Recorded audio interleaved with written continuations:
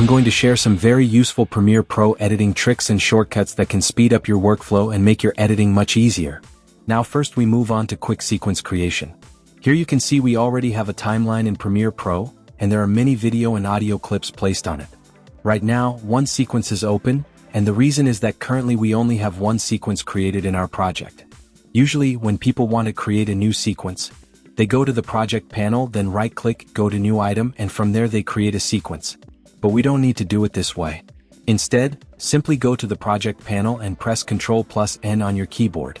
As soon as you press it, the new sequence window will open. From here, go to the Settings tab and choose any frame rate according to the type of project you want to work on. Then from the bottom, give your sequence a name and press OK. And you can see our new sequence is ready instantly. Now we move on to Quick Cut without gap. Here we have a clip, and let's say we want to cut a part of it and join the next clip with it. Many beginners usually select the clip, then go to the razor tool and start cutting the clip one by one. After that, they delete the unwanted part and manually move the next clip forward to remove the gap. But this process can be quite time-consuming. First, place the playhead exactly where you want to make the cut. Then press Ctrl+K to cut the clip at that point. Now select the part that you want to remove, and press Shift+Delete.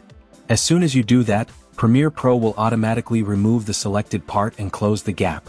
So this is a perfect and much faster way to make a quick cut without gap. Now we move on to Video Thumbnail Toggle.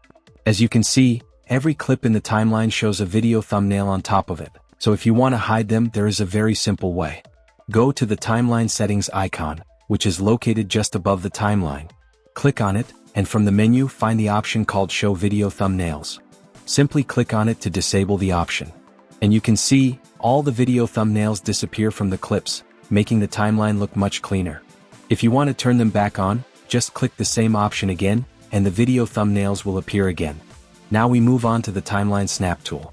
Let's say I want to move this clip and place it exactly on top of another clip. When I try to align the in point manually, it can sometimes be difficult to match it perfectly. Many times the clip ends up being 1 or 2 frames ahead or behind, which can affect the timing of your edit. A very simple solution for this is the Snap tool. Just press N on your keyboard to enable it. Now when you move the clip close to another clip's in point or out point, you will see that the clip automatically snaps and aligns perfectly with it. This makes it much easier to place clips accurately on the timeline. You can also turn this option on or off from the timeline toolbar, where you'll find the Snap tool icon. This tool is very helpful when you want precise alignment while editing. Now we move on to Quick Track Selection. Sometimes we want to move part of our timeline forward to create space for another clip. Many beginners make a mistake here. They select a few clips and drag them forward.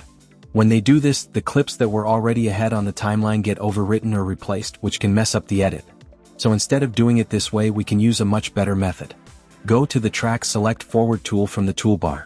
Now simply click at the point in the timeline from where you want to move everything forward, and drag it to the right.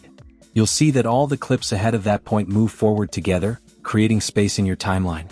Now you can easily cut a clip and paste it into the empty space you just created.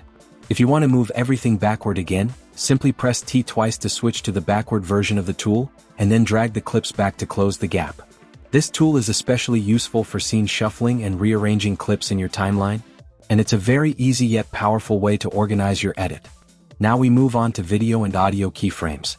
As you can see, there is a line on the video clip in the timeline. If I move this line up or down, it changes the opacity of the video. Sometimes, when you are working on a long timeline, this line can accidentally move up or down. So if you want to avoid this, you can simply turn it off. Go to the Timeline Settings icon on the left side, open the menu, and find the option called Show Video Keyframes. Click on it to disable the option. Now you can see that the keyframe line on the video clip has disappeared. In the same way, there is also a keyframe line on the audio clip. If you also want to hide this one, go back to the Settings icon, and click on Show Audio Keyframes to turn it off. And now you can see that it has been disabled as well. If you ever want to turn them back on, simply go to the same menu and enable the options again. Now we move on to fast track switching for video and audio. Many beginners usually grab a clip with the mouse and drag it to another track, like from track 1 to track 2 or track 3. A much easier and safer method is to use a simple shortcut. Just select the clip, then press Alt plus up arrow, and the clip will instantly move one track upward. If you press Alt plus down arrow, the clip will move one track downward. This way, your clip moves between tracks without changing its position on the timeline, and the same method works for audio tracks as well, making it a very quick way to organize your timeline. Now we move on to edit from source monitor. First, select your clip and press F on the keyboard. You will see that the full clip opens on the left side in the source monitor. Now let's say we want to select a specific portion of this clip and bring it into our timeline. To do that, move the playhead to the point where you want your clip to start, and press I to set the in point. Then move forward to the point where you want the clip to end, and press O to set the out point. Now grab the video icon from the source monitor and drag it onto your timeline. And you can see that only the selected portion of the clip appears in the timeline, exactly the part we marked with the in and out points. This method is very useful when you want to insert a specific part of a clip into your sequence quickly and precisely. Now we move on to using markers. For example, here we have a clip on the timeline. If you press M on your keyboard, a marker will be created on that clip. You can see the marker appearing right here. If you double-click on the marker or press M again, the marker window will open. From here you can write anything as a reminder. For example, if the client has requested some changes and you want to come back and work on this part later, you can leave a note here. There is also a comments section, where you can write a brief description or instructions related to that part of the clip.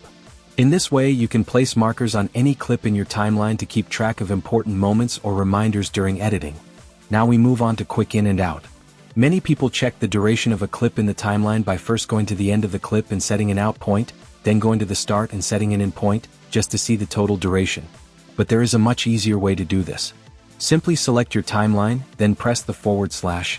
Premiere Pro will automatically set the in point at the start and the out point at the end of your timeline, giving you the total duration instantly. This way you can check the duration quickly without manually adjusting the in and out points. Now we move on quick audio and music balancing. First, I will turn on the keyframes for both video and audio. Now, notice the spaces between the video clips. This is where we want the music to rise. I press P, which brings up the pen tool, replacing the mouse arrow. Next, on the music track, I will add a keyframe at the end of the first audio and another keyframe just before the second audio begins. Then I add a keyframe in the middle of the space. Now I grab the center keyframe and push it upward. You can see the music volume rises perfectly between the clips. Then, at the end of the second audio, I add 2 more keyframes and pull the volume down so it smoothly drops back. Using this same method, you can easily balance audio and music in any project, making your timeline sound polished and professional. Now we move on music fit to video. Here you can see our video is short but the music track is much longer. I want the entire music to finish exactly with the video. Many beginners try to do this by cutting the music manually, joining the pieces, and adding fade in and fade out transitions. Often this creates jumps or awkward audio moments.